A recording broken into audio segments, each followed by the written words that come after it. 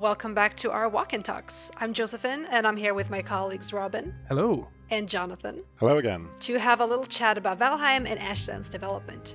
This is part 2 of the series, so if you haven't watched the first video already, go and do that first.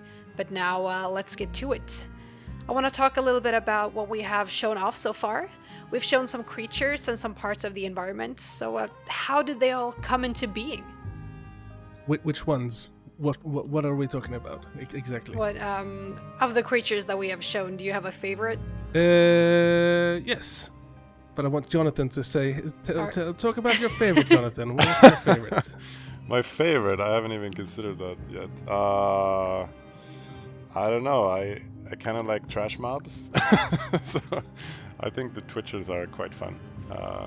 They're like on the brink of annoying, but you can still kill enough of them to make them not so annoying after a little while. So yeah. So how did the Twitchers come into being then? Why did we put those in the game? We from the start, the charred melee units and archers or marksmen, they were random spawns throughout Ashlands, and it just kind of felt a little bit weird that you were going up against them, and then when you go up against the fortress time, or the fortress, we call it fortress time, but it felt weird that you were meeting them again, going up against them again. So we felt like we needed something, some kind of trash mob, a Grey Dwarf. We needed a Grey Dwarf in Ashlands. Again, what would the Black Forest do? Yes. A Grey Dwarf. But this time, I think Twitchers are insanely more difficult than Grey Dwarves, and more irritating than Grey Dwarves. I think that's. I just was gonna say. I think that's why I like them. Like I like games that are like on the brink of irritatingly hard, but you can still manage to learn how to kill them, and then you can overcome the game somehow. So one thing that is a little bit different is that you have the Twitcher spawners. They're pretty. There are many of them everywhere. So it's a little bit. You have to go forward a little bit slowly and try to get those spawners in order to just cover some ground. But then the added bonus, you get the Morgan. Have we shown the Morgan? We've shown concept art of the Morgan. We've shown. Yes, we have. All right, good, awesome. I have no clue what we have shown and what we've not shown. So this will be a very spoilery talk, probably. Probably, maybe. No, it's my job to make sure you don't. Good, awesome. But my favorite creature is the Morgan. I think that one it's fun to play against. It feels like a mini boss, and it has some fun. It has some fun mechanics. It hurts a lot. Can we mention the thing that happened when we were playtesting was it 2 weeks ago in the wall? I think that was like one of the coolest moments we had playtesting for quite a while. Oh, we could. The thing is that we haven't talked about specifically that creature. Oh we haven't shown. Oh, Okay, yeah, I know the one, but let's let's not keep it. mention that, and let's just make this one a very juicy bit of gossip for people to fear. Yeah. We had fun. That's the important part. So there's a chance that you might have fun if you play Ashland. Content warning, fun possible. Yeah, fun has Also- been confirmed.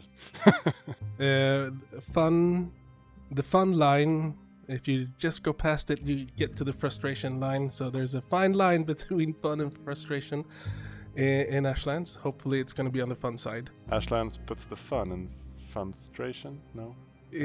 Yes. That's not how it's spelled. But I think the Valkyrie is another. The Fallen Valkyrie is something we've been talking about since way Yeah, back. you mentioned in the last episode that it did not turn out the way it was going to be originally, that it's gone through a lot of iterations to finally feel good. It's gone through so many stages, but it's at a stage where I feel that it's really good.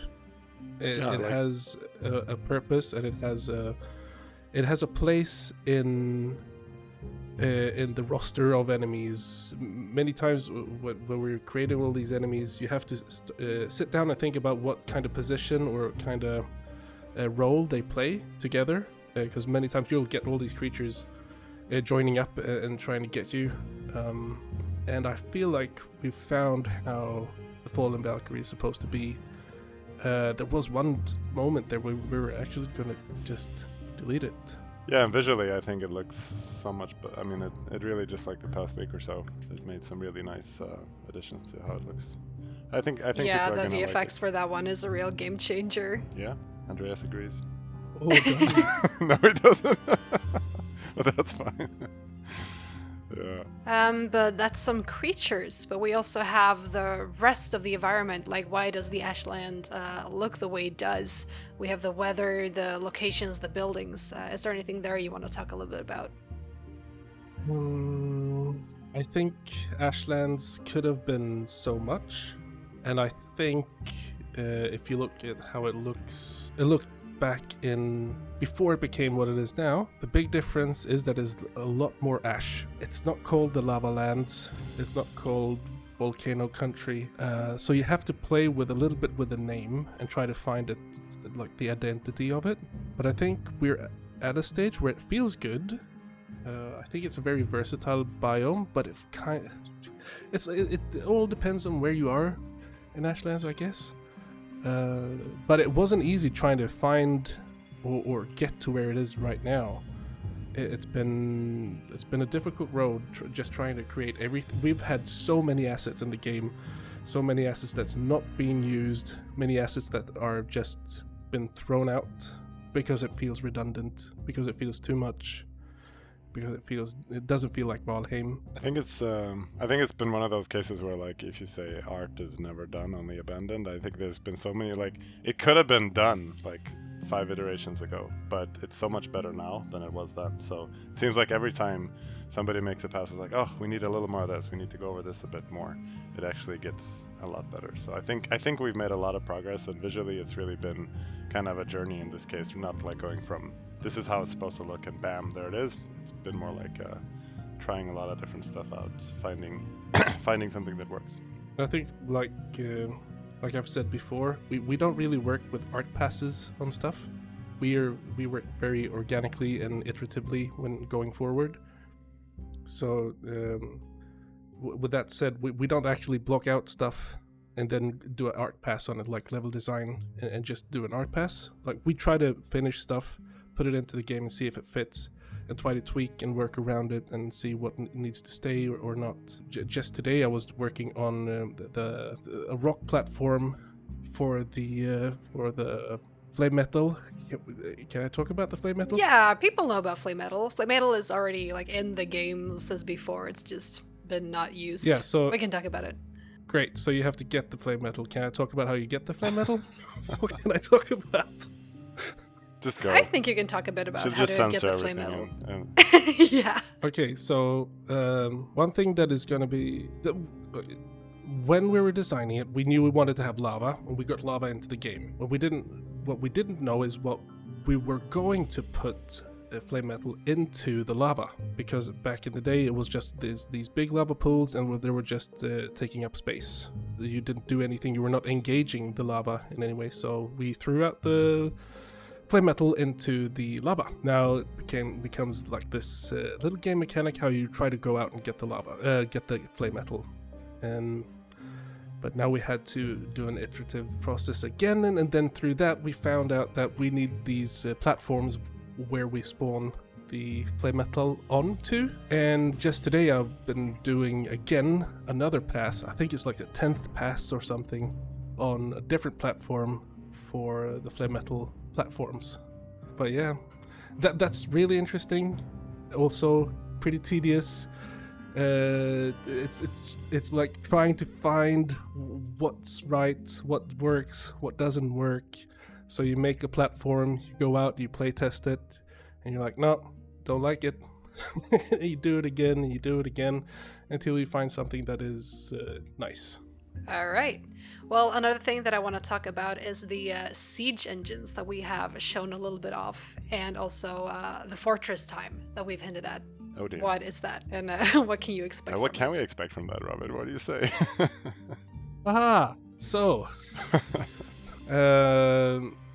in the early days, I had this. I had an idea that Ashlands would be all about undead, war, sieges, attacking Ashlands, and I was having a discussion with Richard, and he was saying, or we were just talking around, and he said something. What about if we have a battering ram? And I was like, wait, can we do that? Are we allowed to? Because so many times it's like some things work in Valheim, some things shouldn't be put into Valheim. And Siege Engines was like, what? Oh, you're innovative now. What are you saying? Can we use battering rams? Really? Is that something? How would we do that? And then we started talking about it even more and more. So yeah, now we've got battering rams and catapults in the game, where you have to try to siege the fortresses to get the rewards inside. And so far it's been pretty interesting. If you followed us on Twitter, you'd see that sometimes we throw out these Playtest Friday maps, I guess, where you can see where we died, or Andreas died a lot. That's a lot from the Fortress times. It's gonna be difficult. Yeah, I think playing in like I think there's gonna be a lot of dying in Ashlands. I just want to say, and also playing it hardcore, it's gonna be. I'm gonna be surprised if I see anybody when we first see somebody beat the game without dying. That's gonna be crazy. I think if they can manage Ashlands. Yep, that's it's gonna be fun seeing people die, but I think that's not really the big highlight, I think, or it's not seeing people die, it's seeing how they die, in what manner, I think. I mean, I think we're gonna see people being very creative, like in ways that we didn't imagine. This is how you can actually beat it, like giving them the tools of a few siege machines, and like in addition to everything else that they have. I think that it could be interesting to see how it works out, if it works out. If it works out. Yeah. It's been really fun, and to say the least, it's really fun, but it's also a little bit. It is difficult trying to understand how to actually do the siege in a good, proper way. Even when we're running in, like we've got Jonathan, me, Andreas, and Christopher, 4 people trying to take on a fortress. And if you don't have tactics, if you don't have each other's backs, you will die so many times, and they will hunt you. Like we've set up bases outside of the fortresses, and they start sieging us. They'll How the come tables out, may turn. and they'll be like, no, go away. Yeah. I think on that very cheerful note of being hunted down by the very creatures you were trying to hunt down yourself, we're going to wrap up this episode and continue our chat at a later date. So I want to say thank you so much for joining me today, both of you, and let's say goodbye to the audience. Bye. Goodbye, audience. Haha.